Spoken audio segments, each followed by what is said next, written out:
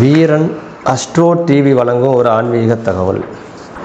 சூரிய பகவான் திசை நடப்பவர்களுக்கு அதிகமான கஷ்டங்கள், பிரச்சனைகள், தொந்தரவுகள், கடுமையான போராட்டங்கள், கடன்கள் இருக்குமானால் அதற்கான பரிகாரங்கள் ஞாயிற்றுக்கிழமை சூரியனுடைய நாளாகும். சூரியன் சிவனுடைய அம்சமாகும். அதனால் ஞாயிறு தோறும் சிவபெருமானை வழிபட்டாலும், சூரிய தேவரை வணங்கினாலும் சூரிய பகவானால் வரக்கூடிய கஷ்டங்கள், பிரச்சனைகள் ஓரளவுக்கு தீரும். சூரிய திசைனாவே பெரும்பாலும் கஷ்டங்கள் அதிகமாக தான் இருக்கும் அப்படிங்கிறது எல்லாத்துக்கும் தெரியும். சூரிய திசை நடக்கும்போது வாகனங்களாக இருந்தாலும், கரண்டாக இருந்தாலும், நெருப்பாக இருந்தாலும் கவனம் தேவை. தொழில் விஷயத்துலேயும் கவனம் தேவை. மற்ற பழக்க வழக்கத்திலையும் கவனம் தேவை. இது ரொம்ப சாமர்த்தியமாக மனிதர்கள் நடக்க வேண்டிய ஒரு காலகட்டமாகும். இது பொதுவாக இருந்தாலும் அதையும் தாண்டி பிரச்சனைகள் அதிகமாக இருந்தால் சூரிய பகவானுக்குன்னு சொல்லக்கூடிய இந்த பரிகாரங்களை மட்டும் நீங்கள் செய்யுங்க போதும். மற்றதை பற்றி பிரச்சனை இல்லை, பார்த்துக்கலாம். அதே போல் சந்திர பகவானால் வரக்கூடிய பிரச்சனைகள், கஷ்டங்கள், உங்களுக்கு சந்திர திசை நடக்குது, அந்த சந்திர திசையில் ரொம்ப பிரச்சனையாக இருக்குது, கஷ்டமாக இருக்குது, கடனாக இருக்குது, நோயாக இருக்குது, ரொம்ப எதிர்ப்பு தொந்தரவாக இருக்குது, போட்டி பொறாமையாக இருக்குது, பெண்களால் கஷ்டமாக இருக்குது அப்படின்னு ஒரு சூழல் உங்களுக்கு அதிகமாக ஏற்பட்டால் சந்திரனுக்குரிய பரிகாரம் திங்கட்கிழமை அப்படிங்கிறது சந்திரனுக்குரிய நாளாகும். சந்திரனுடைய அம்சம் அம்மனுடைய அம்சமாகும். அதனால் அந்த திங்கட்கிழமை தோறும், சந்திரன் அப்படின்னாவே திங்கள், அந்த திங்கட்கிழமை தோறும் அம்மனை வழிபட்டால், அம்மன் என்பது சமயபுரத்து அம்மன், காளியம்மன், மாரியம்மன், துர்க்கை அம்மன், மீனாட்சி அம்மன், இப்படி எத்தனையோ அம்மன்கள் இருக்குது. உங்களுக்கு பக்கத்தில் இருக்கக்கூடிய அந்த அம்மனை முறையாக வழிபாடு செய்தால், உண்மையான பக்தியோடு வழிபாடு செய்தால் கண்டிப்பாக அந்த சந்திர திசையால் வரக்கூடிய பாதிப்புகள் உங்களுக்கு குறையும். அதே போல் செவ்வாய் திசை உங்களுக்கு நடக்கிறது என்றால் அந்த செவ்வாய் திசையும் மனிதர்களை படாத பாடுபடுத்தும். அதாவது செவ்வாய் திசை நடந்தால் கையை உடையிறது, கால் உடையிறது, கடன் வாங்கிறது, வட்டி கட்டுறது, போட்டி பொறாமை, எதிரிகளால் பிரச்சனை, பங்காளியால் பிரச்சனை, சொத்து தகராறு, வீட்டு தகராறுன்னு பலவிதமான பிரச்சனைகளால் அவதிப்படுறத கண்கூடாக நம்ம பார்ப்போம். அதுபோல் செவ்வாய் திசை நடப்பவர்களுக்கு பிரச்சனைகள் அதிகமாக தெரிஞ்சுது, தாங்க முடியாத பிரச்சனைகள் இருக்குது அப்படின்னா செவ்வாய்க்கிழமை அப்படிங்கிறது முருகனுக்குரிய நாள். அந்த முருகனுக்குரிய நாளுங்கிறதால முடிஞ்ச வரையும் செவ்வாய்க்கிழமை தோறும் முருகனை வழிபடுங்க. அதோட சஷ்டி விரதமும் இருக்கலாம். செவ்வாய்க்கிழமை தோறும் ஏதாவது ஒரு முருகன் கோயிலுக்கு போய் தீபம் ஏற்றி ஒரு கல்கண்டு ஏதாவது ஒரு தானம் வரவங்களுக்கு கொடுத்து வந்தீங்கனால், அல்லது எறும்புகளுக்கு நீங்கள் அந்த இடத்துல வச்சுட்டு வந்தால் கூட முருகனால் உங்களுக்கு அனுகிரகம் கிடைச்சி செவ்வாய் திசையால் வரக்கூடிய பாதிப்புகள் நிவர்த்தி ஆகக்கூடிய வாய்ப்பு உங்களுக்கு அதிகம். அதேபோல் புதன் திசை நடக்கிறது. புதன் திசை பெரும்பாலும் அதிக சிரமத்தை கொடுக்காதுங்கிறது ஒரு எல்லாத்துக்கும் தெரிஞ்ச விஷயந்தான். இருந்தாலும் அதையும் மீறி புதன் திசையில் ஒரு பிரச்சனை வருது என்றால் அது தோல் சம்மந்தப்பட்டது, நரம்பு சம்மந்தப்பட்டது, அல்லது ஏதாவது போகிற இடத்துல தூக்கம் வரல, அது வரல, இது வரல, சாமி வருது, இப்போ சாமி ஆடுது, பேய் ஆடுதுன்னு ஏதாவது சொல்லுவாங்க.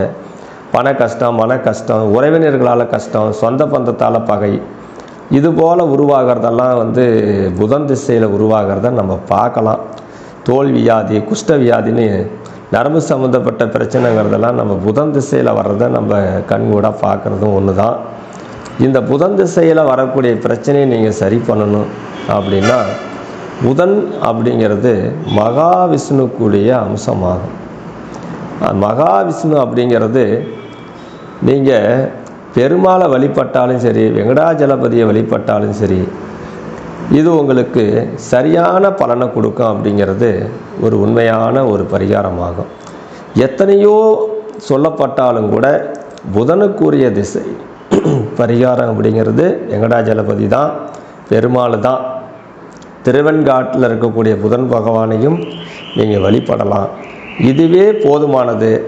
அப்பப்போ இருக்கக்கூடிய விநாயகரையும் நவகிரகங்களையும் புதன்கிழமையில் நீங்கள் சுற்றி வந்தாலும் கூட அதுவும் உங்களுக்கு போதுமானதாக இருக்கும். எது எப்படியா இருந்தாலும் அந்த திசை முடிகிற வரையும் நீங்கள் கவனமாக இருக்கிறதே ரொம்ப சிறப்பாகும். புதன் திசைங்கிறது மட்டும் இல்லை, சூரியன், சந்திரன், செவ்வாய், புதன், குரு, சுக்கிரன், சனி, இது போல் எந்த திசையாக இருந்தாலும் ஒரு திசையில் நீங்கள் பாதிக்கப்பட்டீங்க அப்படின்னா ஒரு பிரச்சனை வரும், மறுபடி போகும், மறுபடி சரியாகும், மறுபடி வரும். இது மாறி மாறி வந்துக்கிட்டு தான் இருக்கும். அந்த திசையை அனுசரித்து நீங்கள் நிதானமாக போகிறது உங்களுக்கு ரொம்ப சிறப்பாகும். அதே போல் குரு பகவானால் வரக்கூடிய கஷ்டங்கள், அது குழந்தையால் பிரச்சனை, நண்பர்களால் பிரச்சனை, தொழிலால் பிரச்சனை, பணத்தால் பிரச்சனை, நகையால் பிரச்சனை, நண்பர்களால் பிரச்சனை, இப்படி ஏதாவது ஒன்று உருவாகிறது குருவுடைய வேலை. பணக்கட்டுப்பாடு, மனக்கட்டுப்பாடு, மன உளைச்சல், இதெல்லாம் குருவுடைய வேலை தான். அதனால் அப்படி ஒரு கஷ்டங்கள் குரு திசை நடக்கிறவங்களுக்கு ஏற்பட்டால் நீங்கள் என்ன செய்யணும்னா, குரு பகவானுடைய அதிதேவதையான அம்சமான தட்சிணாமூர்த்தியையும் முருகனையும் வழிபாடு செஞ்சால் போதும். குருவுடைய அனுகிரகம் உங்களுக்கு கிடைக்கும். பரிபூர்ணமாக உங்களுடைய பிரச்சனைகள் எவ்வளவாக இருந்தாலும் குறைச்சி கொடுக்கும்.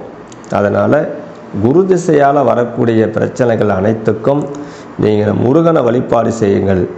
சஷ்டி விரதமும் இதில் இருக்கலாம். தட்சிணாமூர்த்தியை முறைப்படி வணங்குங்க, உங்களுக்கு நல்ல வழி கிடைக்கும், பயப்படாதீங்க. அதே போல் சுக்கிர பகவானால் வரக்கூடிய பிரச்சனைகள் வெள்ளிக்கிழமையில், அதாவது சுக்கிர திசை ஒருத்தருக்கு நடக்குது, அந்த திசை பாதிக்கப்பட்டிருந்தால் சுக்கிரனால் வரக்கூடிய பிரச்சனைகள் பெண்ணால், நண்பர்களால், மனைவியால், மனைவியின் சொந்தக்காரங்களால், அல்லது கிட்னி பிரச்சனையால், அதேமாரி கல்லீரல், மண்ணீரல், இது சம்மந்தப்பட்ட பிரச்சனைகள், கிட்னியில் கல் பிரச்சனைகள், இப்படி எத்தனையோ இருக்கும். அதில் மெயினாக பெண்கள் சம்மந்தப்பட்ட பிரச்சனைகள் இது அதிகமாக காட்டும். அதுபோல் அதிகமாக உங்களுக்கு வருது அப்படின்னு நீங்கள் நினச்சா, கஷ்டங்கள் அதிகமாக இருக்குதுன்னு நீங்கள் உணர்வு ஏற்பட்டால், இதில் சுக்கிரனுடைய அம்சமாக இருக்கக்கூடிய அந்த மகாலட்சுமியை வணங்குங்க. அது வெள்ளிக்கிழமையில் வணங்குறது ரொம்ப சிறப்பாகும்.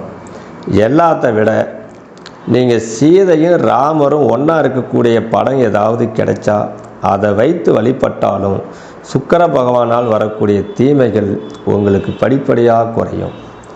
உங்களுக்கு சனி திசை நடக்குது, சனி திசையால் கடுமையால் நான் அவதிப்படுறேன், ரொம்ப பாதிக்கப்படுறேன், ரொம்ப கஷ்டப்படுறேன், ரொம்ப கடன் அடைக்க முடியல, கடனால் அவதிப்படுறேன் அப்படிங்கன்னு உங்களுக்கு தொந்தரவு சனி திசைனாவே எல்லாத்துக்கும் ஒரு நடுக்கம்தான், அது எல்லாத்துக்கும் தெரிஞ்ச விஷயம். அப்படி மீறி ரொம்ப தொந்தரவாக இருந்தால் நண்பர்களே, முதல்ல பூர்வீகத்தை விட்டு இடம் மாறுங்க. இடத்த விட்டு தூரம் அடுத்த ஊருக்கு போங்க, வாடகை வீட்டுக்கு போங்க. இதுதான் ஃபஸ்ட்டு. அதுக்கப்புறம் நீங்கள் செய்யக்கூடிய பரிகாரங்கள், சனி பகவானால் அவருடைய நண்பர், நம்மளுக்கு எல்லாத்துக்கும் தெரியக்கூடிய ஆஞ்சநேயர் பகவான் சனி பகவானுடைய நண்பர், அவருடைய தேவதையும் அவரே. அந்த ஆஞ்சநேயர் பகவானை வணங்குங்க. இது ஃபஸ்ட்டு சிறப்பாகும். ரெண்டாவது, ஆக்கல், அழித்தல், படைத்தலை உருவாக்கக்கூடிய கிரகம் சனி பகவான்.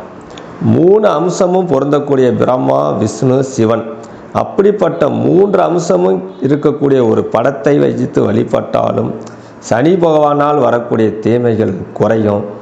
இதுக்கு பரிகாரத்தை விட முதியோர்களுக்கு, ஊனமுற்றோர்களுக்கு, கஷ்டப்படுறவங்க அதாவது அதிகமான சிரமங்கள், உணவுக்கு கூட இல்லாமல் கஷ்டப்படக்கூடிய, மருந்து மாத்திரை வாங்கக்கூடிய கஷ்டப்படக்கூடிய நண்பர்களுக்கு ஏதாவது உதவி பண்ணுனாவே சனி பகவான் ரொம்ப சந்தோஷப்பட்டு உங்கள் சந்ததிகளுக்கு வரக்கூடிய பிரச்சனைகளை தவிர்த்து நன்மையை செய்வார் என்பது ஐதீகம். அதுதான் உண்மையும் கூட.